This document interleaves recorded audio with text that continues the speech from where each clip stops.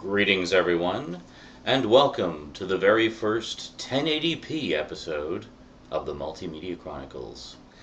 Well, those of you who follow me on Facebook and on the audio blog over on Tumblr will probably be wondering what exactly we're going to be talking about in this episode. I've been kind of dropping little hints over the past day or so, saying that I picked up a mystery Blu-ray, something kind of special that I thought would make a really awesome first topic for the very first Blu-ray update in high definition. Well, the time for mystery is over. What exactly is this mysterious Blu-ray of mystery? Well, this happens to be one that I've been waiting for a very long time. This is actually a classic film that I've enjoyed for many, many years and have actually owned in a variety of formats over the years. What am I talking about? None other than what the American Film Institute calls the greatest film of all time, the 70th anniversary edition of Orson Welles' Citizen KANE.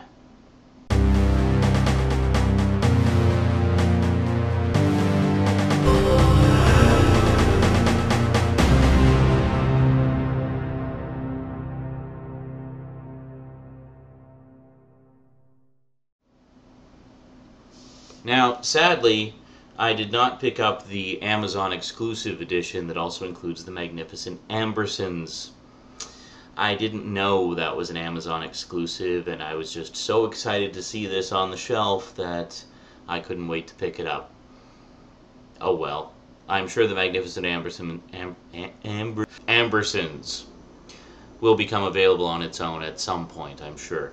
But until then, we've got this beautiful 70th anniversary edition of Citizen KANE on Blu-ray to enjoy. And it's absolutely loaded with quality extras and lots of cool swag, so let's break out the old music stand, shall we? And get a nice up-close and personal look. Okay, here we go. So, first off, you'll notice it's basically a big box. So we have lovely spine, and it's good sturdy box, which I'll demonstrate there. Just that on the bottom and then on the top. Okay, so let's see what all we have in the box. Well, let's start off with the discs themselves. So with the discs, we have this very nice digibook, or digipack, whatever you want to call it. I guess it's a digipack, yeah. Whoops, what was that? So we have young KANE there and old KANE there. Very nice picture. Just a little ad here for a couple of other deluxe editions that are coming out from Warner Brothers. And then the stuff about Citizen KANE on the back there. The other two editions advertised here are Ben-Hur, what is it here? The 50th, yeah, the 50th anniversary of Ben-Hur, and the 40th anniversary. I know you can read it really well, but I'm looking at it upside down and from behind the music stand. And the 40th anniversary edition of Willy Wonka and the Chocolate Factory. So, pretty cool. Would definitely like to pick both of those up. And I'm knocking everything over. Okay, and there we go. So we have 3 discs total. So we have the Citizen KANE. Let's just move this for the moment. We have Citizen KANE the movie, of course, on Blu-ray.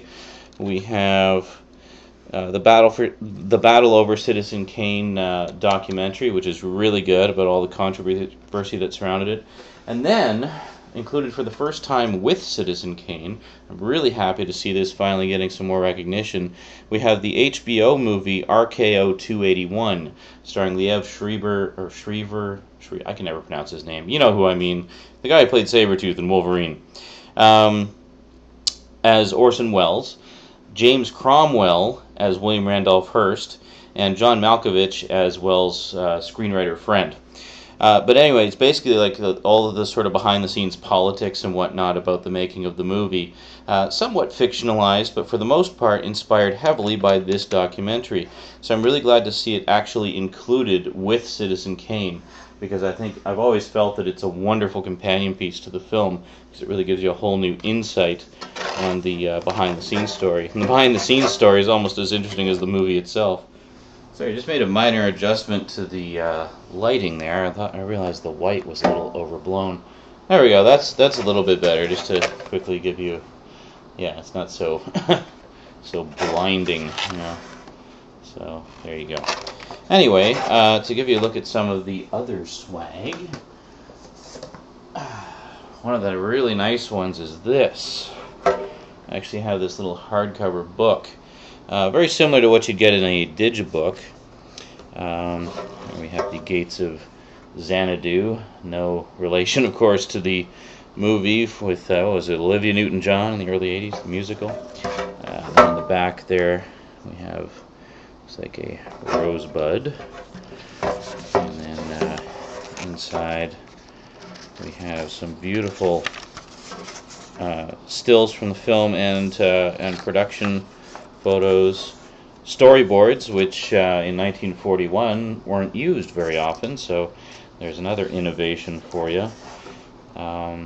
Yeah, Wells really pioneered a lot of filmmaking techniques in this that are pretty commonplace today, but just extreme camera angles and set design and tracking shots and, well, storyboards and all kinds of things. I mean, if you were to look up sort of the reasons why Citizen Kane is historically significant in the history of film, it's quite a lengthy list. But so this is a pretty nice little book. I've just kind of skimmed through it. It's basically a condensed version of the making of the movie. So I guess it's a little more extensive than what you would typically get in a digibook. I'm not going to show you the whole thing because it is quite lengthy as far as, you know, insert books go. But anyway, very, very nice book, and definitely a classy little addition to the set. And then last, but most certainly not least, I realize I left my fan on. Let's turn that off, shall we? There, a little quieter. Okay, last but certainly not least, we have this. Oh, what is this? It says Rosebud on it. I open it up. Oh, now this is the collector's gold right here. First off, check this out. This is a reproduction of one of the actual souvenir programs that you would have got in 1941 if you had gone to see a premiere showing of the film. So very, very cool, beautifully reproduced. Very, I'm at a loss for words at just how cool this is. I mean, this is like a reproduction of a piece of history here. Can you imagine if you actually owned an original of this? Like, how cool would that be to have like an original program of Citizen Kane? And there's just sort of some highlight stills from the film and stuff like that. But back then, I mean, this is like the golden age of Hollywood. I mean, movies were treated much like huge theater productions at the time, and it was an event, man, especially if you were in Hollywood at the time. And then in this side, we have a whole bunch of cool stuff. It's actually very similar to what you get in the Casablanca set, where it's we have poster reproductions, which are quite nice. I'll just put them over there. So very nice. It's terrific. Pretty menacing picture of Orson there. And then we have another. This is sort of a lobby card. It's quite nice. And then we have what's this one here? This looks like another program reproduction, a much more basic program this time around. But again, kind of done like what you would get at a theater, like a live show. And then we have actual memos and notes and reproductions of you know, receipts and things like that, all to do with various aspects of the production. I think on one here, yeah, this is actually the budget. This is the proposed budget for the film. That's pretty cool. Just nice little odds and ends of interest to the collector or film buffs, you know, who are interested in the history of film and whatnot. I think it's pretty cool. I really dig stuff like this because it's just, to me, these are like bits and pieces of history and just the making of, well, one of the greatest films of all time. So, okay, so I guess to sum up, we have the beautiful box, we have the discs, we have the swag. So not a bad little set at all. That's very classy indeed. So let's put it all back together. And again, this is a very sturdy box. It's actually similar in, it's not quite as heavy as the Watchmen Ultimate Edition box, but very close. Very sturdy. It will keep your Citizen Kane set safe for a very long time. Oh, and if you want to see what it looks like with the insert, or the backing, I'll show you. This is the backing here. It was barely held on with two pathetic little pieces of, that snot glue, and we just put that on. This is how it will appear on store shelves, and there you go. Pretty cool. But as I'm sure Disc Junkie will be delighted, this is of course removable. I actually do have a collection of these that I keep set aside. I just keep the backings on their own. I don't put them with the sets usually. So I'm sure you'll agree, a pretty darn snazzy edition, and definitely well worth waiting for. Man, if there's one thing Warner Brothers knows how to do right, it's deluxe editions of movies on DVD and Blu-ray. I should mention I almost accidentally bought the DVD edition today. I was actually standing in line at the checkout about to purchase it, and I was looking at the back package, and it didn't say specifically that it was Blu-ray, but it didn't say specifically that it was DVD either.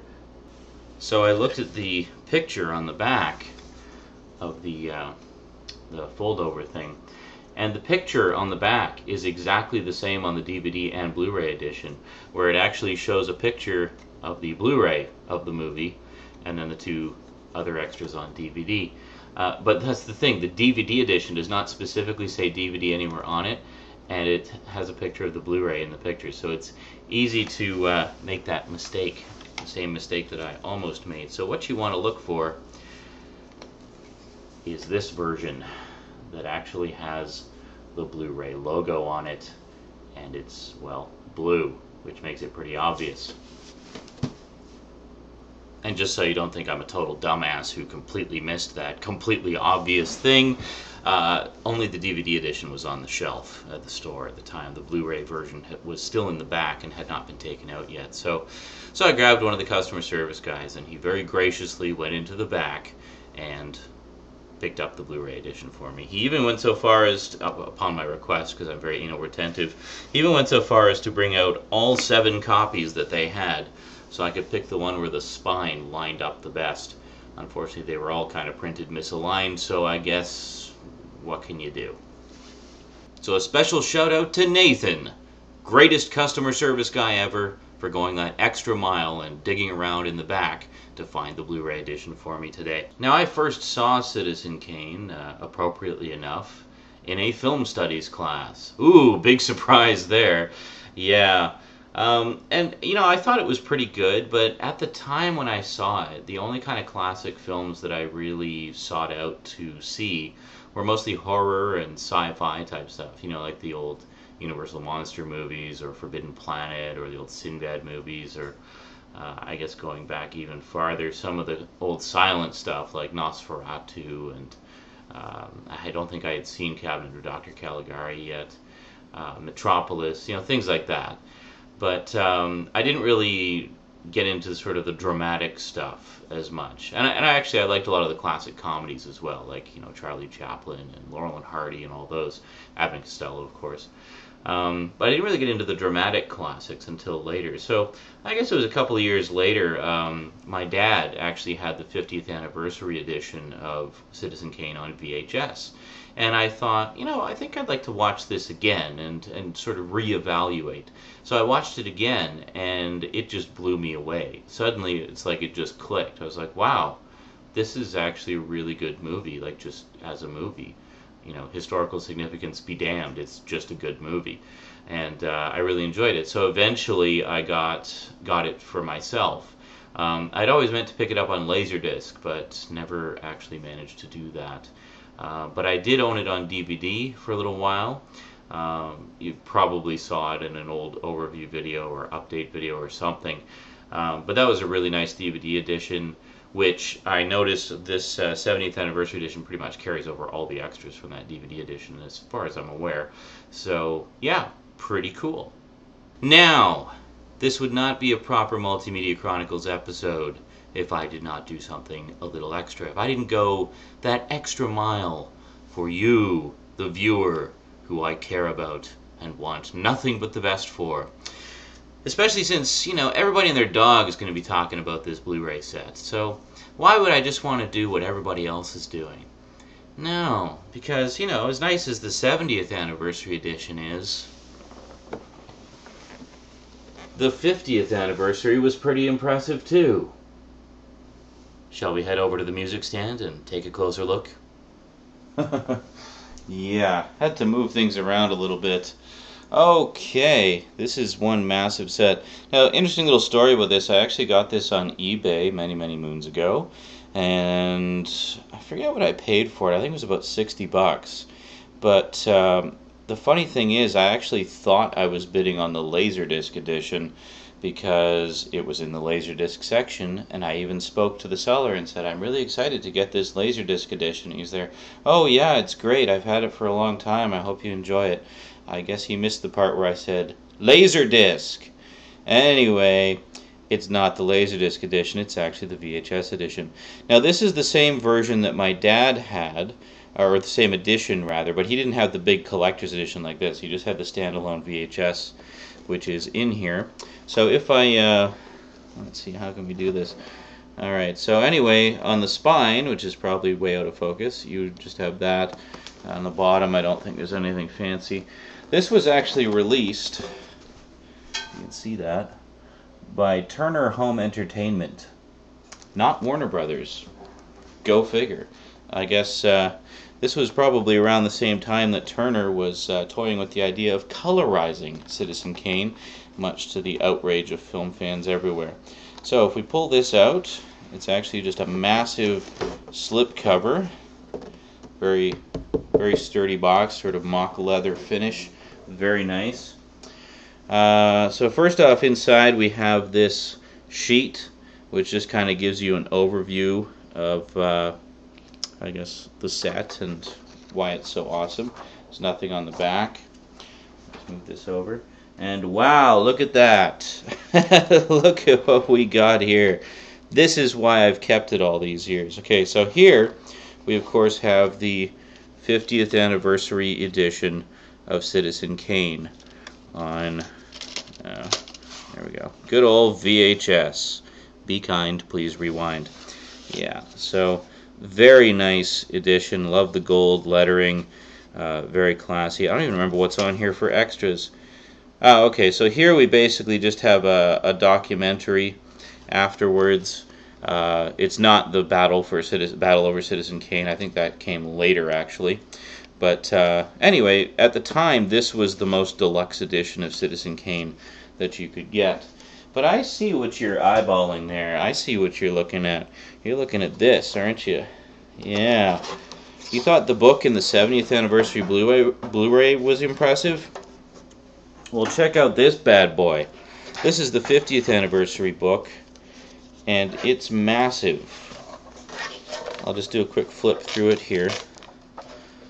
You want to talk about extensive? This book has everything. This is absolutely everything you could ever possibly want to know about Citizen Kane.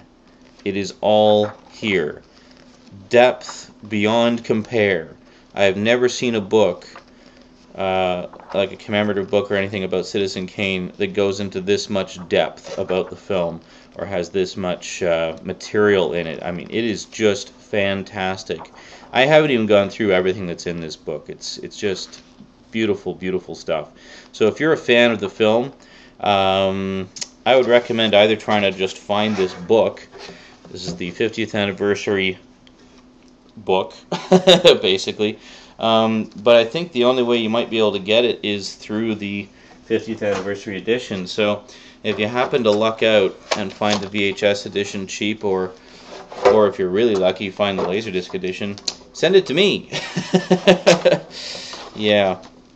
But a very beautiful edition, and I'm sure I don't have to explain why I've kept it all these years. Being a huge fan of the film, it's just a fantastic set to have, and it's a beautiful display piece, and I think I'm repeating things that I say in the conclusion. So let's just go to the conclusion, shall we? So there we go. That is, in a nutshell, the 50th Anniversary VHS edition of Citizen Kane. Truly a treasure for any fan of the film. So there you go. Citizen Kane, the 70th Anniversary Edition on Blu-ray. Loaded with extras, lots of swag. Apparently the transfer is beautiful too. I have not actually watched it yet, but I will most definitely be watching it soon because, you know, huge historical reputation or not, this is still one of my favorite films of the classic film era, and I think it's just a wonderful, wonderful movie. It's funny because some people give it flack for being voted the greatest movie in the world, feeling that in the 70 years since, other movies have surpassed it. And that may be so. I mean, it's all subjective. It's all a matter of opinion what movies you personally think are the greatest or not. But I don't think it can be denied that Citizen Kane was definitely one of the most influential and historically significant films of all time. I mean, so many modern film techniques came out of the techniques that Orson Welles essentially invented for this movie. I mean, it's just an amazing film.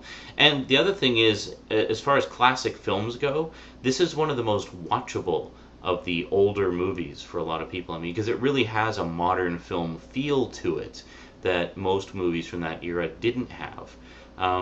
People don't, I think, realize just how much of a pioneer Orson Welles was with his storytelling and filmmaking techniques, and Citizen Kane is a perfect example of that. I mean, if there wasn't so much controversy surrounding it when it came out, I'm sure that Orson Welles would have had a lot more work coming his way and would have had even more great films to enjoy from that wonderful creative genius.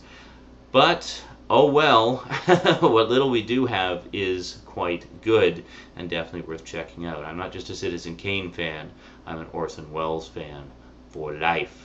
So the 70th anniversary, very nice. And of course, the 50th anniversary, also very nice. And, you know, if you're a freak for Citizen Kane and Orson Welles like I am, you might want to check it out, pick it up, if only for the swag. You know, I mean, this was a pretty deluxe edition, and you really didn't see deluxe editions like this very often back then. It's a shame I didn't manage to get the Laserdisc edition, but that's okay. It's still an impressive discussion piece. And, you know, a nice display piece for sure. And, hell, I'll keep it just because it's so cool. Alrighty, well, folks, that is it for the very first full-blown 1080p Multimedia Chronicles episode. Hope you enjoyed it. Hope this was a suitably epic entry into the high-definition era of the Multimedia Chronicles. And, yeah, so I'll see you next time. So until then, thanks for watching, and sayonara.